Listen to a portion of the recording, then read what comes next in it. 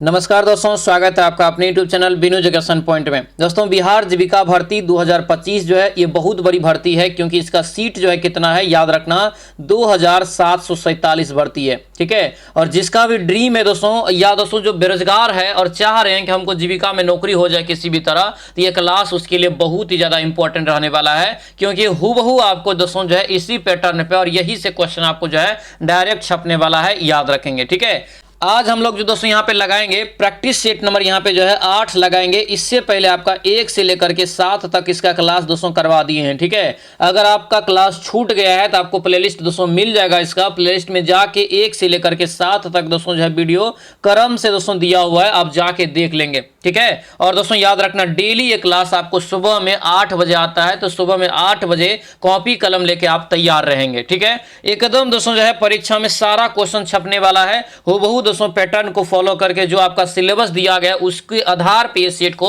बनाया गया है। ठीक है, कंप्लीटली इसमें जो है दोस्तों सब्जेक्ट नॉलेज, कंप्यूटर का क्वेश्चन, रीजनिंग हो गया, आधुनिक इतिहास हो गया, करंट अफेयर हो गया, बिहार स्पेशल, मैथ हो गया, अंतरराष्ट्रीय संगठन, राष्ट्रीय संगठन हो गया, पुरस्कार और सम्मान हो गया, सारा क्वेश्चन इसमें है जो कि आपके सिलेबस में दिया हुआ है। ठीक है, और ये सभी पोस्ट वाले को पढ़ना है, ये आपको याद रखना सबके लिए है। ठीक है, चाहे आप सीसी का फॉर्म भरे हैं, एसी का फॉर्म भरे हैं, बीएमपी का फॉर्म भरे हैं, अकाउंटेंट का भरे हैं, कोई भी पोस्ट यानी कि 7 पोस्ट के लिए आपको ये जो है क्लास है दोस्तों, याद रखना 7 क्लास यानी कि 7 पोस्ट के लिए आपको क्लास ये करना है। बहुत महत्वपूर्ण क्लास रहने वाला है। ठीक है, तो शुरू से लेकर के लास्ट तक इस क्लास को अच्छे से देखेंगे और लास्ट में हमें कमेंट करके जरूर बताएंगे कि आप लोगों का स्कोर कितना आया, और हमें कमेंट करके ये भी बताएंगे कि ये क्लास आप लोगों को कैसा लगा। ठीक है, और सभी लोग दोस्तों इस वीडियो को लाइक कर देना, और इसका पीडीएफ आपको हम टेलीग्राम चैनल पे भी दे देंगे, टेलीग्राम भी सभी लोग ज्वाइन जरूर कर लेना। ठीक है, और ये बैच का दोस्तों जो है यानी कि जो जीविका बैच जो है, इस बैच में आपका जो है इसका कंप्लीट सॉल्यूशन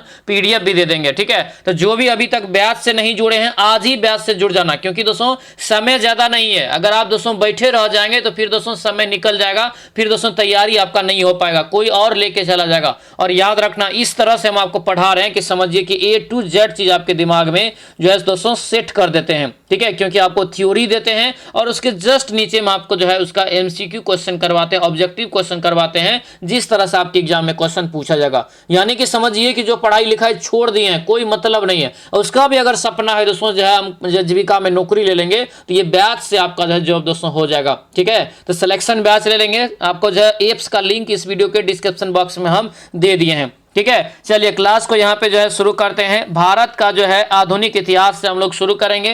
पहला यहाँ पे क्वेश्चन क्या है, 1773 के रेगुलेटिंग एक्ट द्वारा गवर्नर ऑफ यहाँ पे बंगाल को जो है क्या नाम यानी कि क्या पद मिला था, ये बताइए।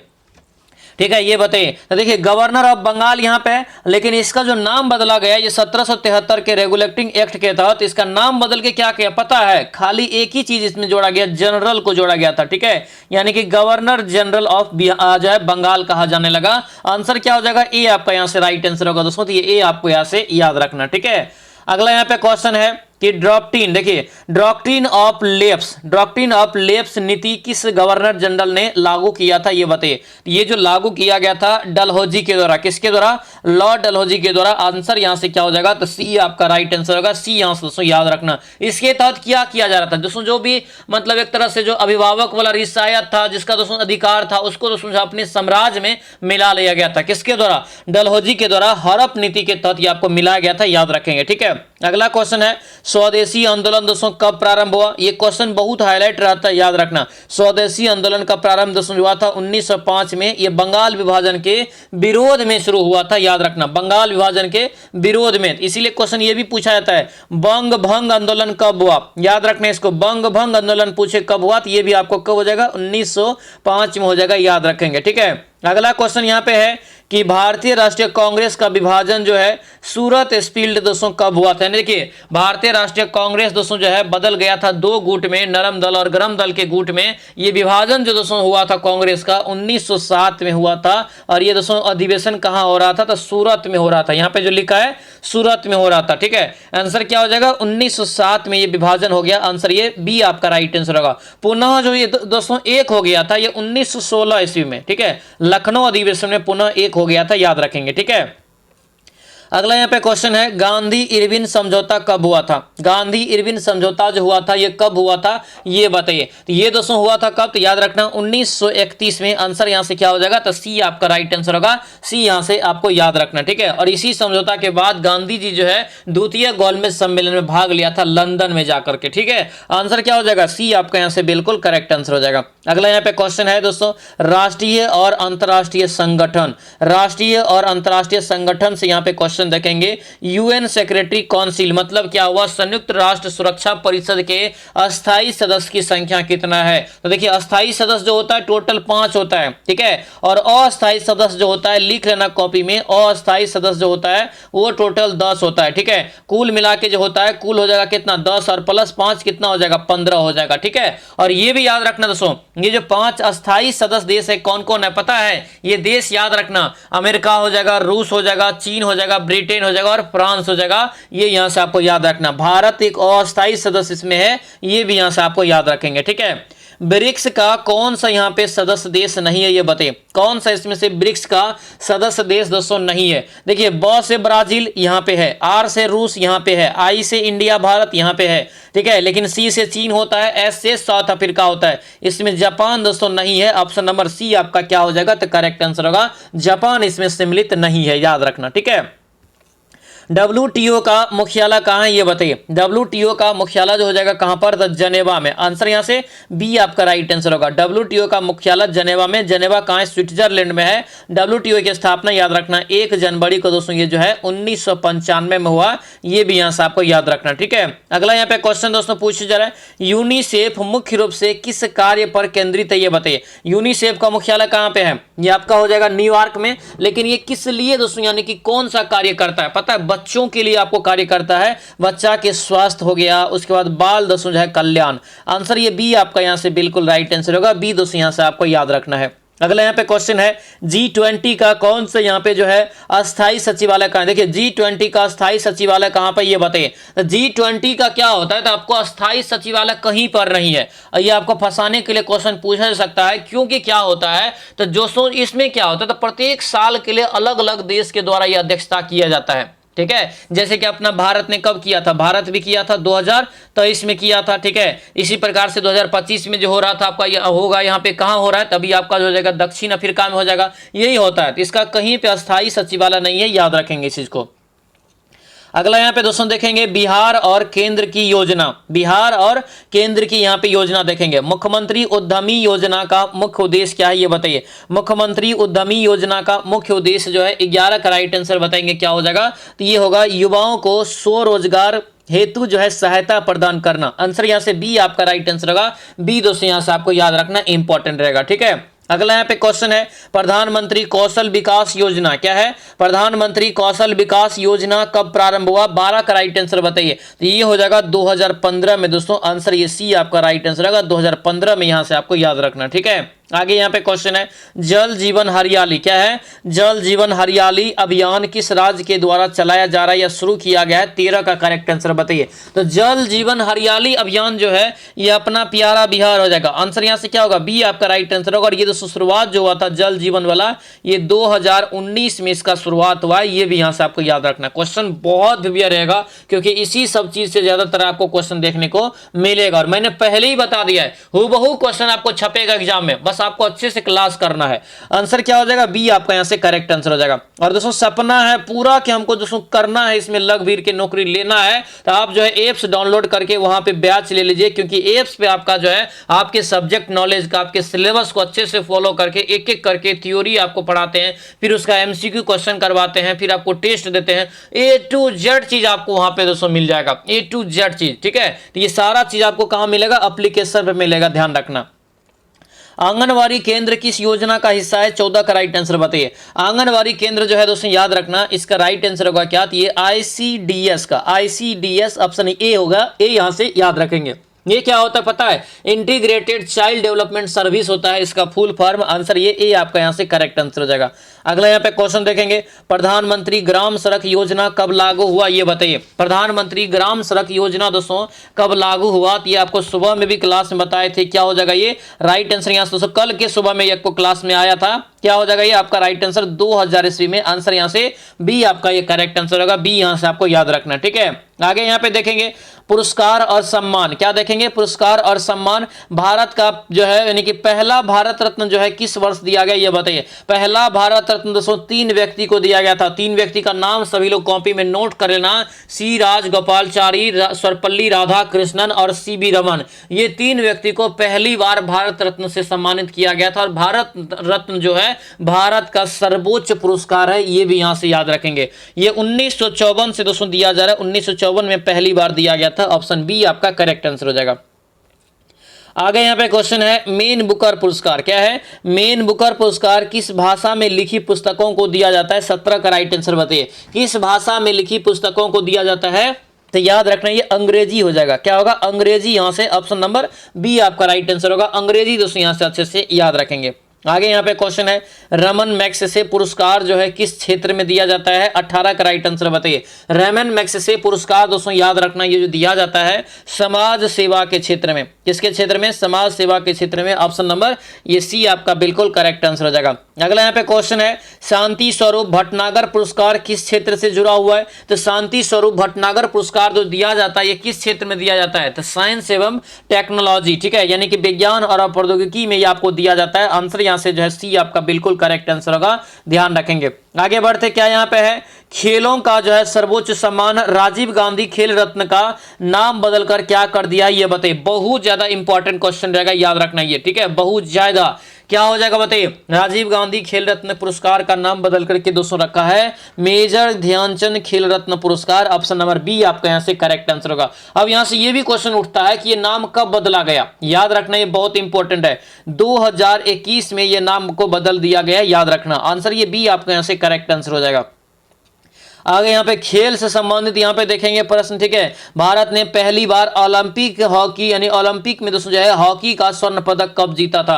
तो लगातार दोस्तों जो है 1928, 1932, 1936 लगातार 3 बार जीतते रहा था। और अभी तक जो है वर्तमान में ये टोटल 8 बार जो है स्वर्ण पदक जीत चुका है, याद रखना, ओलंपिक में, ठीक है, अपना प्यारा भारत। 1980 में लेकिन लास्ट बार जीता है। और 1980 के बाद आज तक जो है हॉकी में स्वर्ण पदक नहीं आया है भारत के लिए। ये भी दोस्तों जो है सोचने वाली बात है, याद रखेंगे, ठीक है। 1980 में लास्ट बार और पहली बार 1928 में। आंसर क्या हो जाएगा? बी आपका राइट आंसर होगा। ये दोनों क्वेश्चन का आपको कॉपी में नोट करना और ये आपको टोटल जो जीता 8 बार, इस क्वेश्चन को भी नोट कर लेना, ठीक है।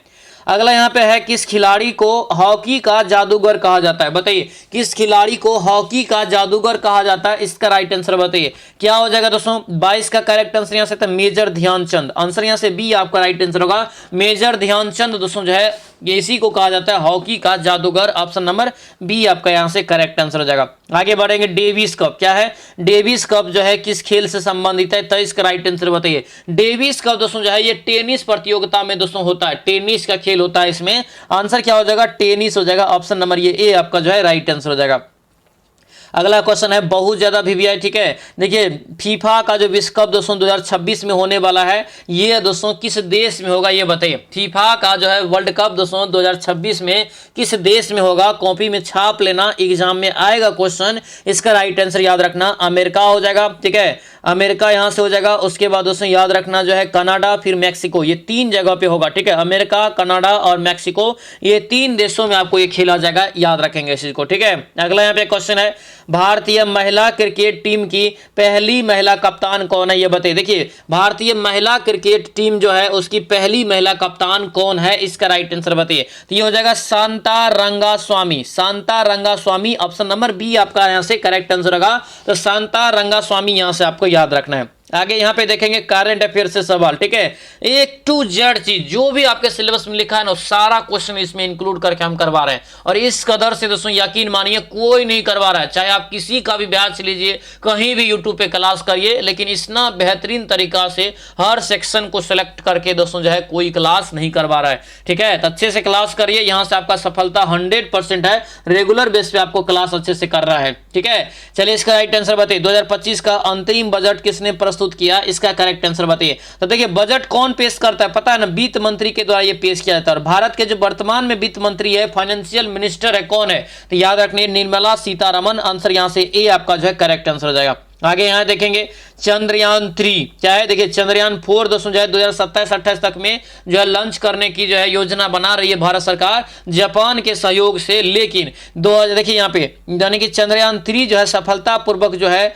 चंद्रमा पर उतरने की जो है सफलता कब प्राप्त किया ये बताइए। चंद्रमा पर सफलतापूर्वक जो है कब प्राप्त किया, तो याद रखना ये अगस्त 2023 में। आंसर क्या हो जाएगा, सी आपका राइट आंसर होगा, अगस्त 2023 याद रखना। और ये चंद्रमा पर किस भाग में उतरा था, याद रखना दक्षिणी ध्रुव पर। क्या हो जाएगा, दक्षिणी ध्रुव पर। ये भी आपको यहां से याद रखना, ऑप्शन में पूछा जाएगा, ध्यान रखेंगे, ठीक है। अगला यहाँ पे क्वेश्चन है कि 2025 का G20 शिखर सम्मेलन कहां आयोजित हो रहा है, तो क्या हो जाएगा, ये हो जाएगा दोस्तों दक्षिण अफ्रीका में। ऑप्शन नंबर सी आपका यहां से करेक्ट आंसर हो जाएगा। भारत की पहली महिला राष्ट्रपति कौन है, भारत की पहली महिला राष्ट्रपति का नाम क्या है, तो याद रखना ये हो जाएगा प्रतिभा पाटिल। आंसर यहां से ए आपका जो बिल्कुल राइट आंसर होगा। तो ये प्रतिभा पाटिल दोस्तों यहां से आपको याद रखना है। 2007 में ये बनी थी, 2012 तक रही थी, ध्यान रखेंगे, ठीक है। अगला यहाँ पे क्वेश्चन है दोस्तों, पूछा जा रहा है कि बिहार में हाल ही में किस जिले में नया मेडिकल कॉलेज की स्वीकृति दिया गया, ये बताइए। नया मेडिकल कॉलेज बनाया जाएगा, तो कहां पे बनाया जाएगा, तो याद रखना बांका में। कहां पर, बांका में। आंसर ये बी आपका यहां से करेक्ट आंसर हो जाएगा, ठीक है। ऑप्शन के अनुसार बांका हो जाएगा।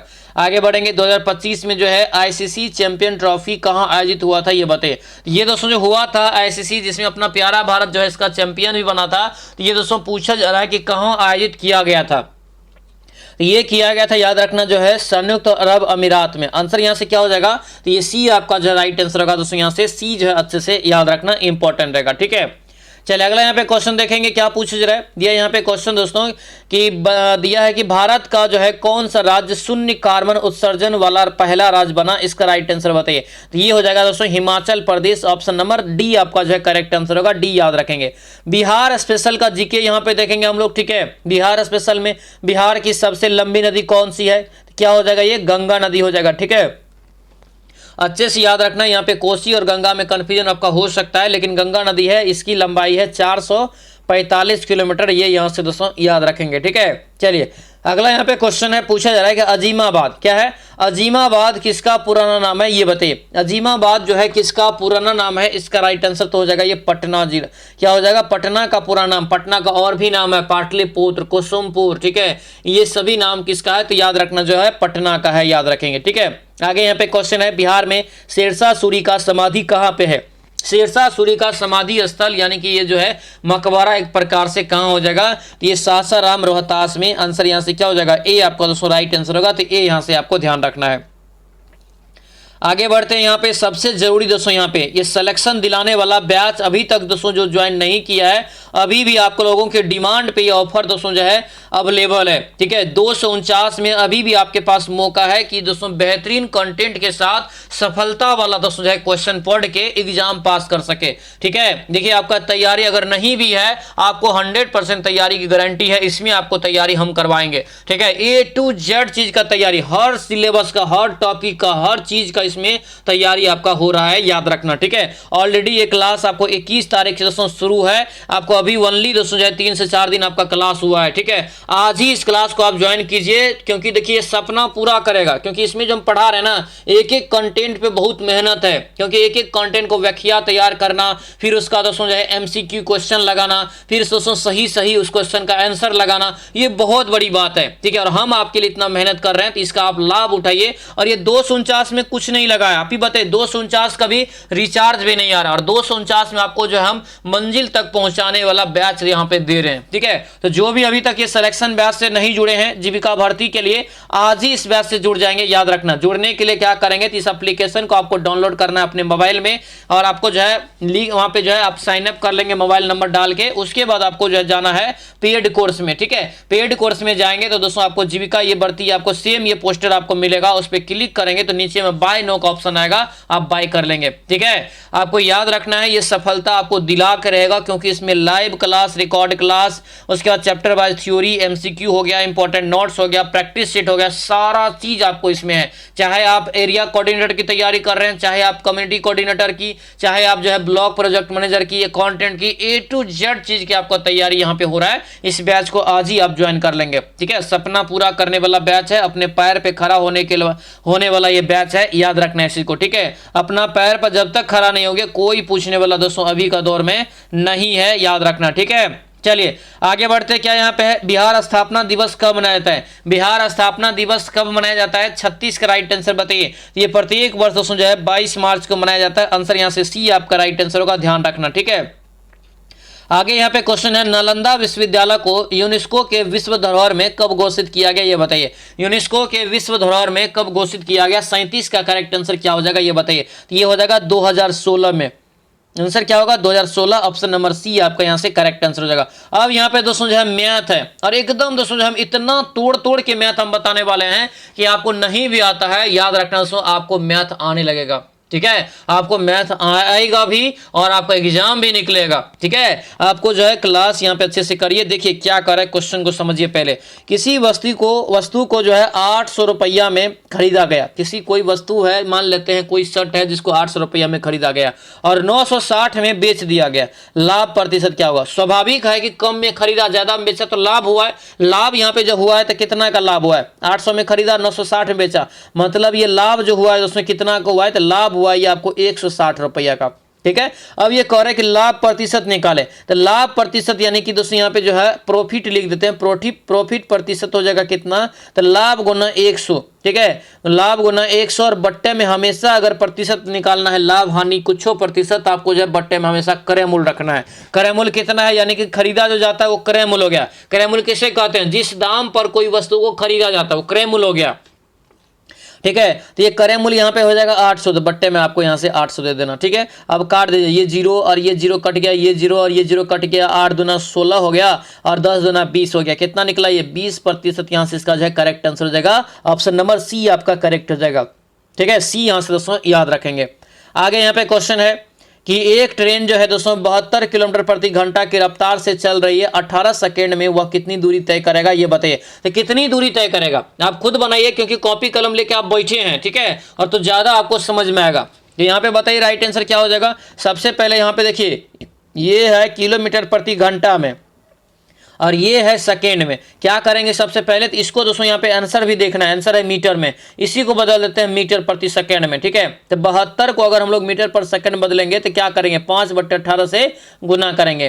ठीक है, तो 18 चौका कितना हो जाएगा? 72, यानी कि 20 आपको यहाँ से जो है मीटर प्रति सेकेंड आपको यहाँ से निकल गया। अब यहाँ से जो है दूरी नहीं निकल जाएगा दोस्तों, दूरी बराबर क्या होता है? चाल गुना समय।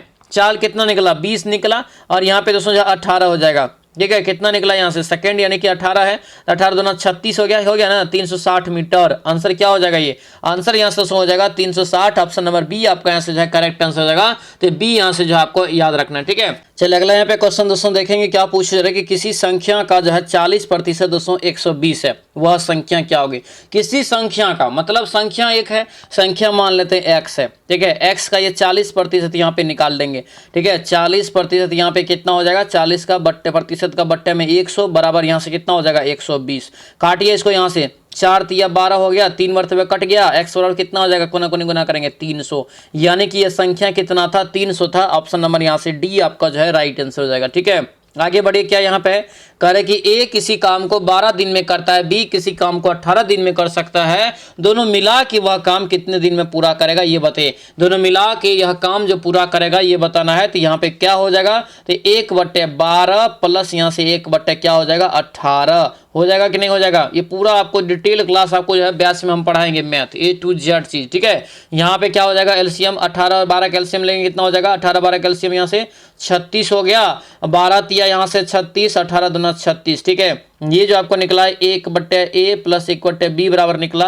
यहाँ से अगर दोस्तों A प्लस B बराबर अगर हम लोग करेंगे तो क्या हो जाएगा, ये 36 यहाँ से जो है 5 काट दीजिए, 5 7 35, 5 दूना 10, क्या निकला ये 7.2 दिन। ऑप्शन नंबर यहाँ से बी आपका जो है करेक्ट आंसर हो जाएगा, ठीक है। समझ में आ रहा है, बहुत बेहतरीन तरीका से आपको समझा रहे हैं दोस्तों। आप कॉपी पे बनाने का भी कोशिश करना, इतना बेसिक से कोई नहीं बताएगा, ठीक है। चलिए कह रहे हैं यहाँ पे कि एक परीक्षा में 35% छात्र फेल हो गया और इतना पास हो गया, 455 पास हो गया। क्वेश्चन को अच्छे से समझ गए, आंसर बन जाएगा, सवाल बन जाएगा, ठीक है।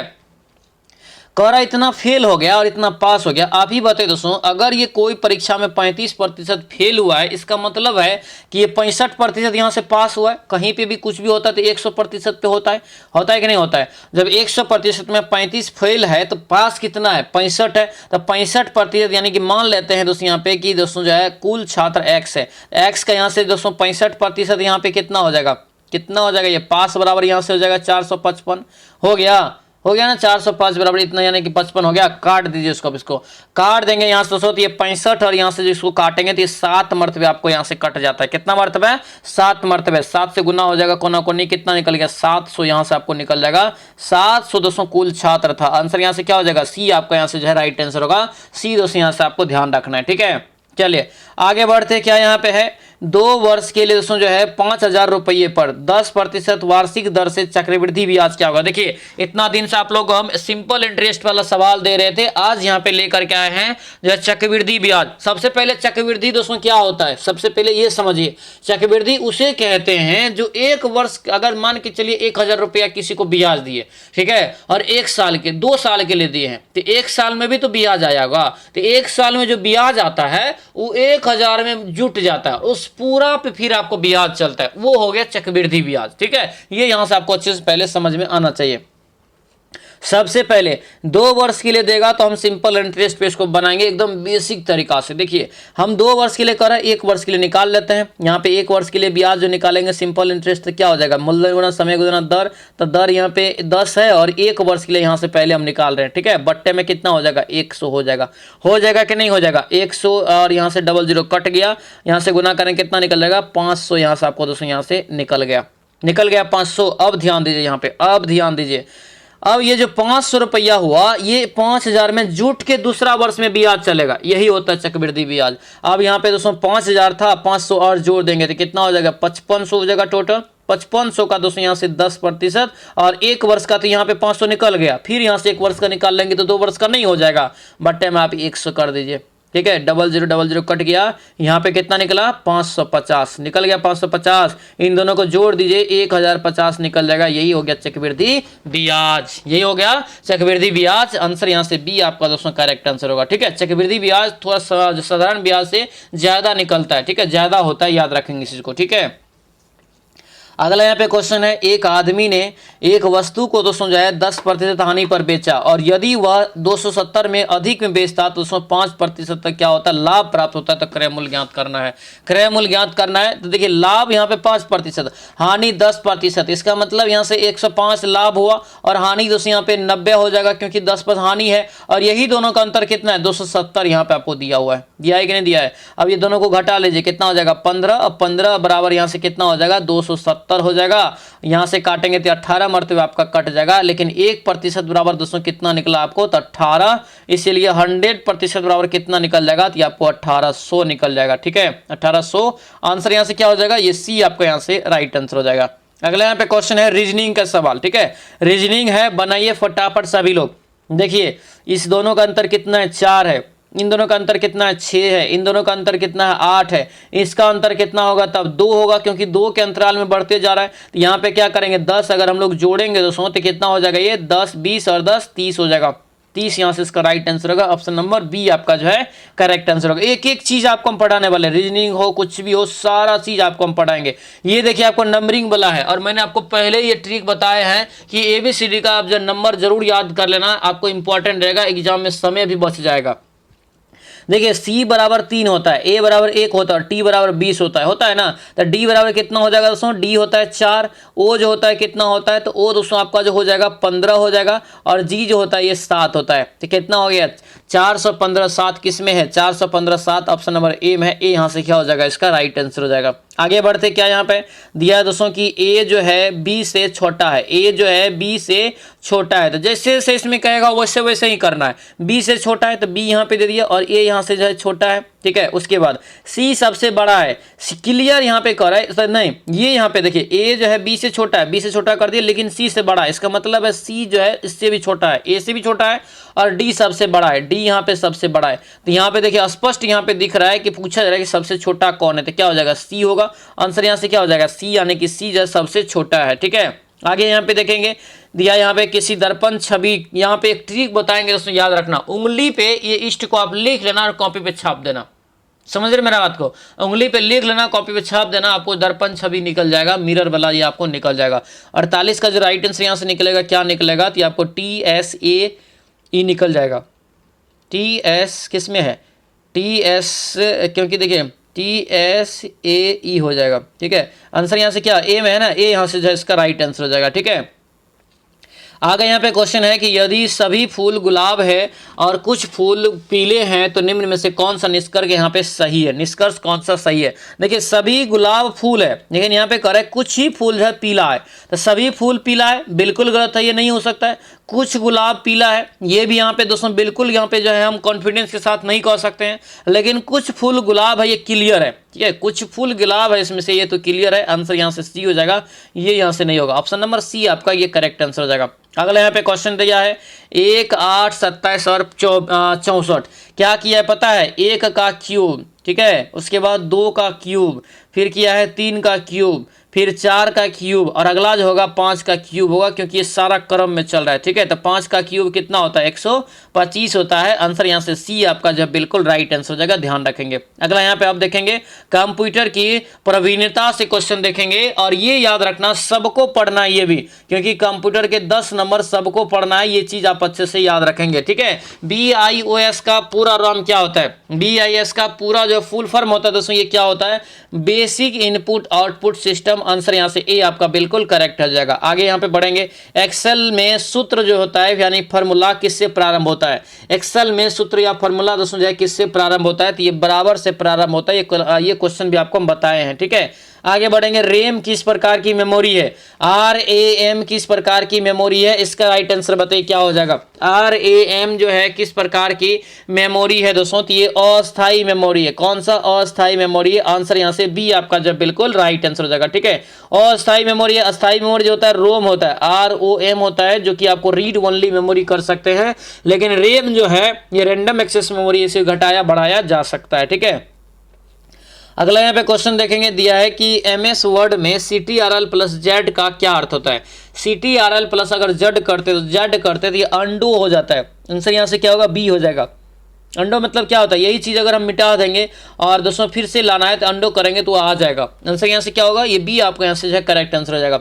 अगला यहाँ पे क्वेश्चन है, कंप्यूटर नेटवर्क में LAN का पूरा नाम क्या होता है, लेन का पूरा नाम क्या होता है, लोकल एरिया नेटवर्क। क्या हो जाएगा, local area network. Option number A हो जाएगा। दोस्तों आपसे रिक्वेस्ट है, जो भी इस चैनल पे नए हैं चैनल को जरूर सब्सक्राइब करना और शेयर जरूर कर देना दोस्तों में, ठीक है। सभी लोग शेयर जरूर कर देना इस वीडियो को, लाइक जरूर कर देना इस वीडियो को, और कमेंट करके हमें जरूर बताना कि कैसा लग रहा है आपका क्लास, ठीक है। देखिए इंटरनेट प्रोटोकॉल यानी कि आईपी जो है, आईपी का फुल फॉर्म होता है इंटरनेट प्रोटोकॉल, ठीक है, में कितने संस्करण प्रचलन है ये बताइए, कितने संस्करण प्रचलन में है। 56 का राइट आंसर क्या होगा, तो ये 2 हो जाएगा। क्या होगा, 2 होता है। कौन कौन होता है आईपी एड्रेस पता है, ये IPv4 होता है, और एक और होता है आपको IPv6 होता है, ठीक है। ये 2 आपका जो है अभी फेमस है। अगला यहाँ पे देखेंगे, फायरवेल का प्रयोग दोस्तों जो है किसके लिए किया जाता है, फायरवेल का प्रयोग जो किसके लिए करते हैं, तो ये हो जाएगा नेटवर्क की सुरक्षा प्रदान करने के लिए। ऑप्शन ये बी आपका करेक्ट आंसर हो जाएगा। आगे यहाँ पे क्वेश्चन है MS एक्सेल, क्या यहाँ पे है MS एक्सेल में पंक्तियों का अधिकतम संख्या जो है ये कितना होगा। ये दोस्तों अपडेटेड है 2019 का, ठीक है। बताइए राइट आंसर क्या हो जाएगा। राइट आंसर यहाँ से कितना हो जाएगा, तो ये हो जाएगा आपका कितना, तो ये बी आपका राइट आंसर होगा, ठीक है। बी यहाँ से जो इसका राइट आंसर होगा 10,48,576 इसका करेक्ट आंसर हो जाएगा। आगे यहाँ पे है क्लाउड स्टोरेज, क्या है क्लाउड स्टोरेज का उदाहरण कौन सा है। क्लाउड स्टोरेज का जो उदाहरण हो जाएगा आपका गूगल ड्राइव हो जाएगा। आंसर यहाँ से ए आपका जो बिल्कुल करेक्ट आंसर होगा। अगला यहाँ पे क्वेश्चन देखेंगे OCR का पूरा फुल फॉर्म क्या होता है। OCR का पूरा फुल फॉर्म जो है ये क्या होता है, तो ये हो जाएगा ऑप्टिकल, यहाँ से जो है ऑप्टिकल कैरेक्टर रिकॉग्निशन, ठीक है। आंसर यहाँ से ए आपका बिल्कुल करेक्ट आंसर हो जाएगा। आगे यहाँ पे देखेंगे सब्जेक्ट नॉलेज, ठीक है। सब्जेक्ट नॉलेज बहुत महत्वपूर्ण है और ये जीविका से संबंधित आपका जो है क्वेश्चन है, क्योंकि जीविका से संबंधित हर किसी को पढ़ना है, ठीक है। ये आपको ध्यान रखना है। देखिए यहाँ पे क्या है, बिहार जीविका, दोस्तों यहाँ पे सब्जेक्ट नॉलेज, जीविका का मॉडल किस पर आधारित है ये बताइए। जीविका का मॉडल जो है किस पर आधारित है, ये हो जाएगा सामुदायिक आधारित एक गरीबी उन्मूलन के लिए है। आंसर यहाँ से जो है ए आपका बिल्कुल करेक्ट आंसर हो जाएगा। अगला यहाँ पे क्वेश्चन है जीविका का जो है संचालन किस संस्था के द्वारा दोस्तों किया जाता है ये बताइए। जीविका का संचालन जो है किस संस्था के द्वारा किया जाता है। 62 का राइट आंसर क्या होगा, तो ये आपका हो जाएगा ये BRLPS, ठीक है। ऑप्शन नंबर यहाँ से क्या होगा, तो ये ए आपका जो है करेक्ट आंसर होगा। ए यहाँ से याद रखना, इसका जो पूरा फुल फॉर्म होता है एग्जाम में पूछा जाएगा, याद रखना। Bihar rural livelihood promotion society होता है, तो ये आपको यहाँ से याद रखना है, ठीक है। आगे यहाँ पे क्वेश्चन है बिहार जीविका का प्रारंभिक फंडिंग जो है किसके सहयोग से हुआ है। प्रारंभ में दोस्तों किया जो गया था, तो ये विश्व बैंक से के सहयोग से किया गया था, याद रखना। आंसर क्या हो जाएगा, बी आपका आंसर जो है करेक्ट आंसर होगा, बी याद रखेंगे। आगे बढ़ेंगे SHG का पूरा नाम क्या होता है। SHG का जो फुल फॉर्म होता है दोस्तों क्या होता है, ये हो जाएगा सेल्फ हेल्प ग्रुप, ठीक है। हेल्पिंग मत मार देना, सेल्फ हेल्प ग्रुप होता है। आंसर ये बी आपका जो है करेक्ट आंसर होगा, तो ये बी आपको यहाँ से दोस्तों याद रखना, सेल्फ, ठीक है। स्वयं सहायता समूह, इसी को हिंदी में बोलते हैं ना, स्वयं सहायता समूह।